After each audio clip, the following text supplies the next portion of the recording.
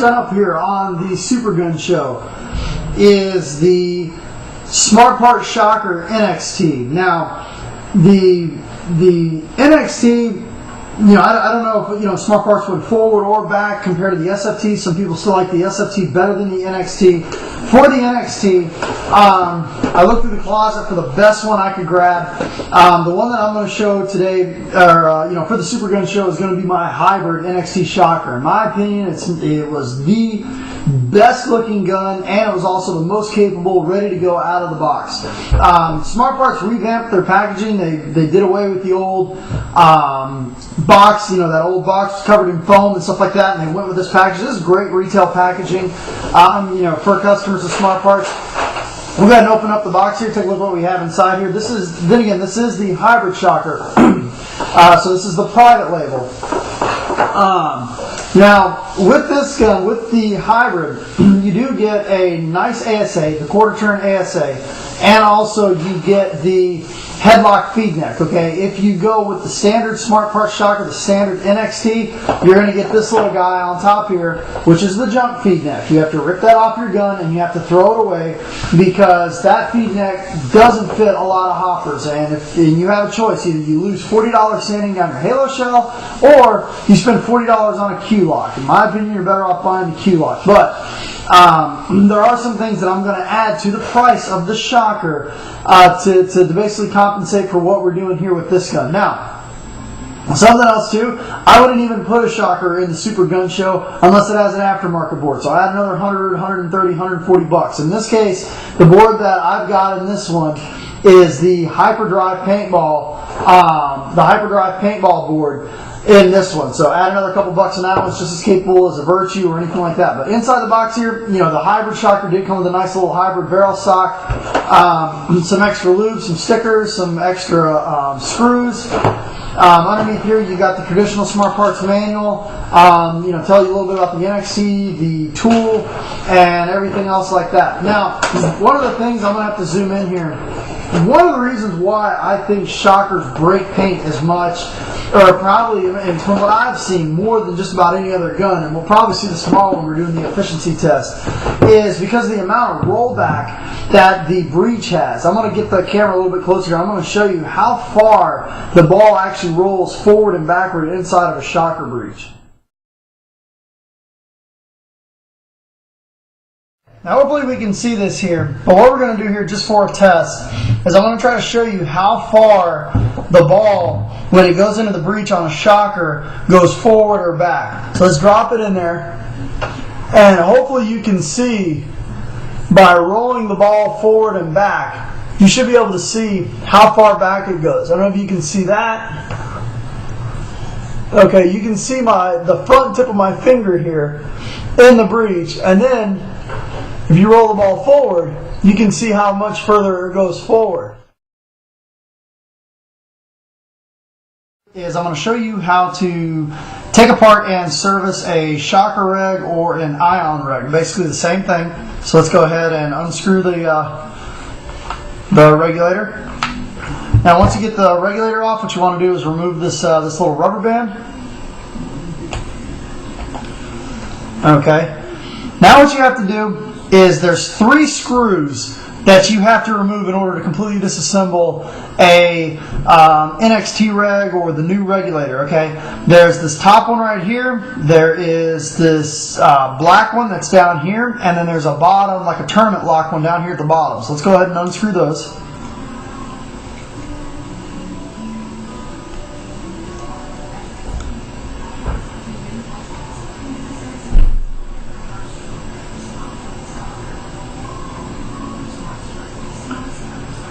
Okay, so we get that screw out. So unscrew the bottom one. Okay, and then now, a lot of these things, it's kind of weird because this is reverse threaded, so you have to righty-tighty this thing to back it out.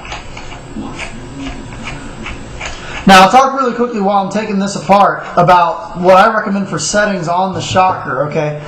The shocker, I recommend running your dwell at a setting of 12. Now that we've gotten this out, what we're going to do is we're going to remove the retaining ring in there. What you need to get this out is a 9/16 deep well socket in order to get down in there to remove this. Let's go ahead and remove this. Okay, and this is also reverse threaded, so you have to spin it to the right to get it out.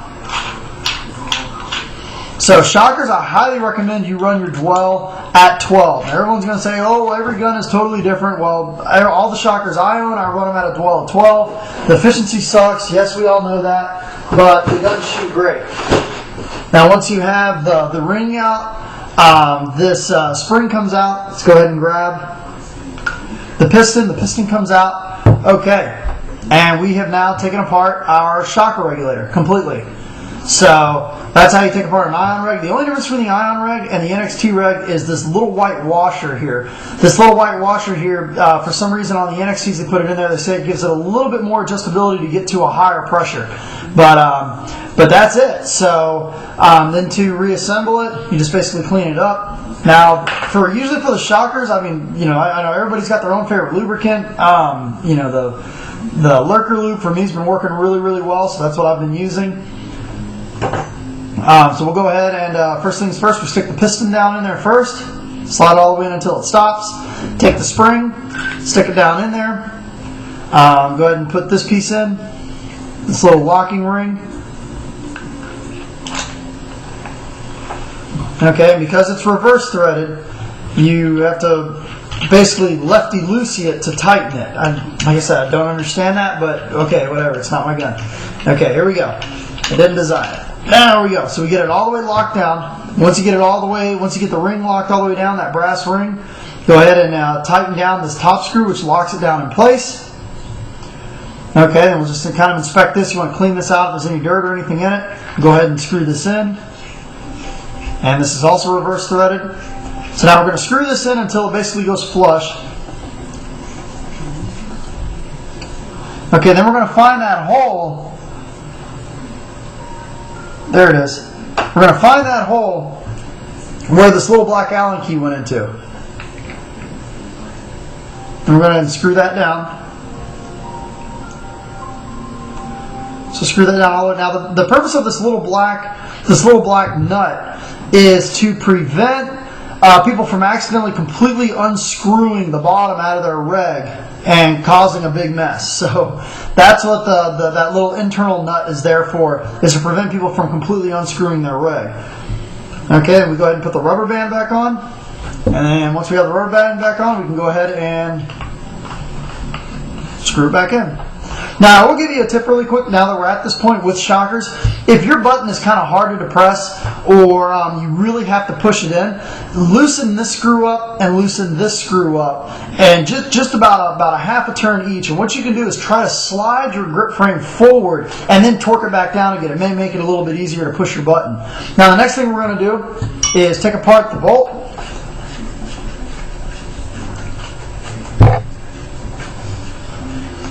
Okay, now luckily this one's got the hybrid bolt guide.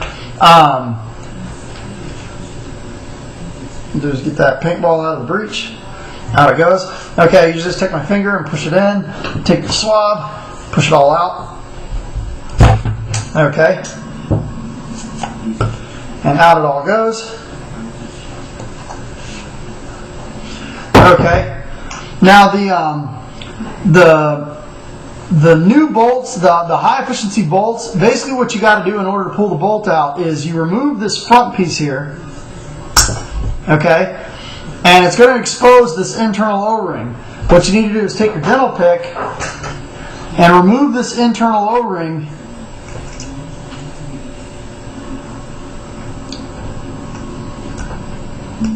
in order to slide the bolt completely out of the back. These little extra O-rings here basically help the efficiency a little bit to prevent, to try to get all of the air used to propel the ball. Okay, so that pops off, out comes the can, and that's it. So you've completely taken apart the shocker bolt, basically 3 parts. Put it back together again. Very simple. You're going to slide this into the can first.